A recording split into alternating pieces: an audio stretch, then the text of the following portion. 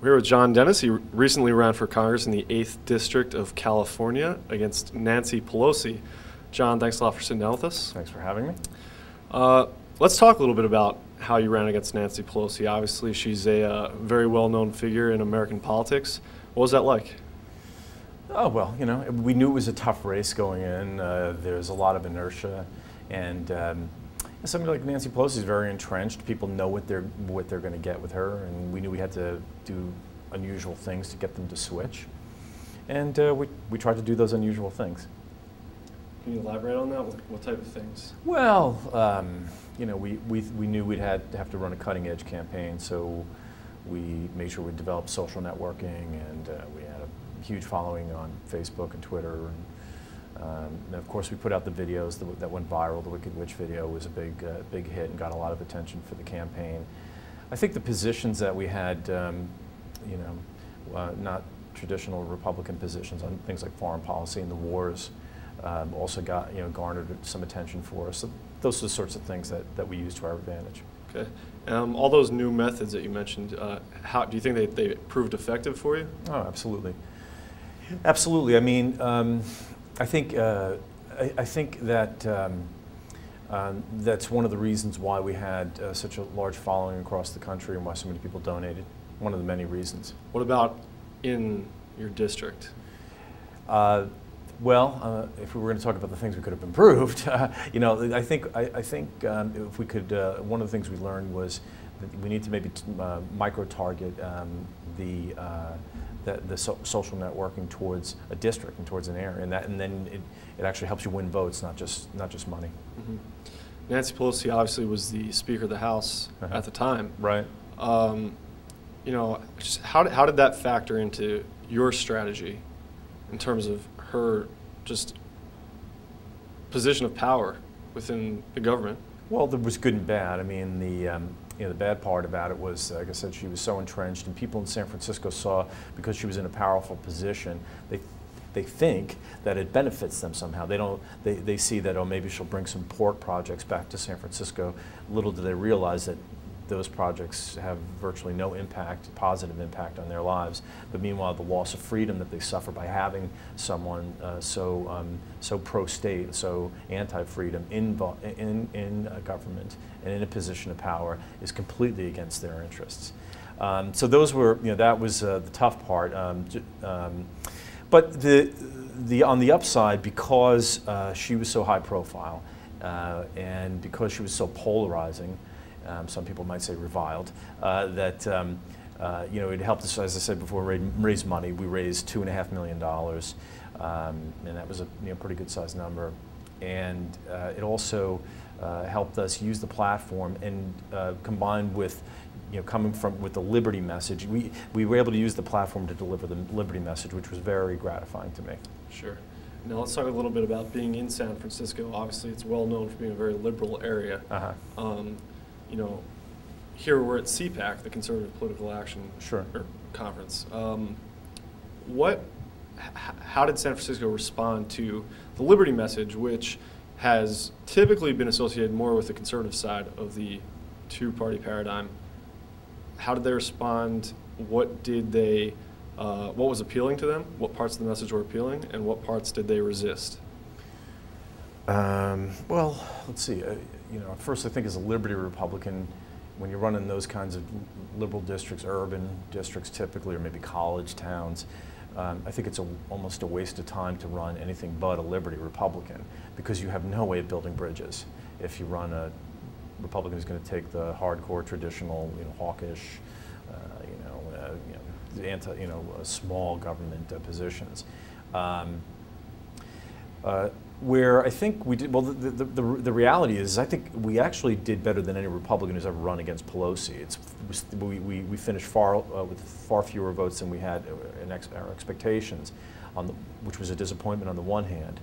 But what I'm happy about was when people knew about me, we won a very high percentage of those votes. So where we broke down the name recognition barrier, we did very well. And that gives me hope that other liberty candidates can do well in these tough districts for Republicans, and that liberty candidates should lead the way in those kinds of districts. Can you give us an example of a few of the issues that you Yeah. thought played a factor one way or the other? I'd say the leading one for us was getting out of Iraq and Afghanistan. You know, we held a rally over Labor Day weekend, which was an anti-war, anti-Washington rally. And it was headlined by Ron, who was kind enough to come out and campaign for me. But on the people who gave speeches that day were Ron, me, an independent, Tony Hall, who's recognized as a conservative, but he's a registered independent. He's a mayoral candidate in San Francisco, and a pure progressive named Matt Gonzalez, who is, amongst other things, Ralph Nader's running mate in 2008. So, and we led with the war message, and that really connected with people. I think for the progressives that was a big thing. We also had, Cindy Sheehan did an endorsement, but she was quite supportive, and that was also helpful as well. And what about resistance? Did you feel any resistance with any issues? Oh yeah. I mean, frankly, we worked in the gay community pretty hard, and they vote. It's a more substantial population group in San Francisco, and they vote, so it makes their ranks even stronger when it comes down to the electorate. And we courted the gay vote, and that was where we felt the most resistance with the Republican brand. The gay community is very resistant to the Republican brand. So you think it was more of a branding issue? Or Absolutely. When they learned that I was a Republican, they just turned off? Yeah. Okay. What about in terms of monetary policy? Did you ever get into that at all? A little bit. I always take swipes at it. One of the things you learn as a candidate on the campaign trail is how to be concise on issues, and what issues to target. And wherever you have to educate, you're not winning votes. Now, you want to educate a little bit when you're in a race like this, on the one hand. On the other hand, if you're over-educating, people are tuning out. So yeah, we did talk about monetary policy, but it wasn't a leading issue. Okay. Well, let's talk about now. Why don't you tell us, what are you doing with yourself now? You started a PAC. Tell us what's the name of the PAC and what kind of issues are you getting involved in, and what do you see moving forward? Sure. So we rolled over. We had a little money left over from the campaign, rolled it into the Freedom and Prosperity PAC, FAPPAC.org, FAPPAC.org, and started a blog called the John Dennis Report. And just the goal of the PAC and the report is just to continue the message of the campaign, the messages of the campaign. What's the appropriate role of the government in our lives? Why individual liberty is the highest political value? These kinds of things.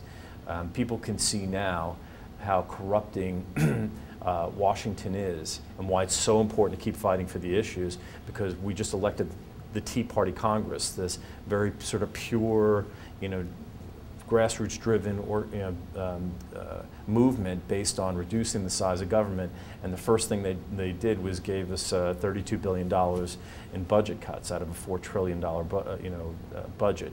So rather than focus on the ins and outs of Washington, I think we're never really going to change Washington and change our government in a fundamental way until we understand what the appropriate role of the government ought to be in our lives. So Freedom and Prosperity PAC is going to work to find candidates who do understand that, find issues that connect with individual liberty, and support them financially. And will it be on the federal level, the state level, the local level? It's a federal PAC, yeah. Federal PAC. Yeah. Well, at some point, I suppose we'll do something in California. We'll explore that, but right now it's federal. Okay, great. Well, John, wish you the best of luck with all your endeavors. Thanks a lot. Appreciate it.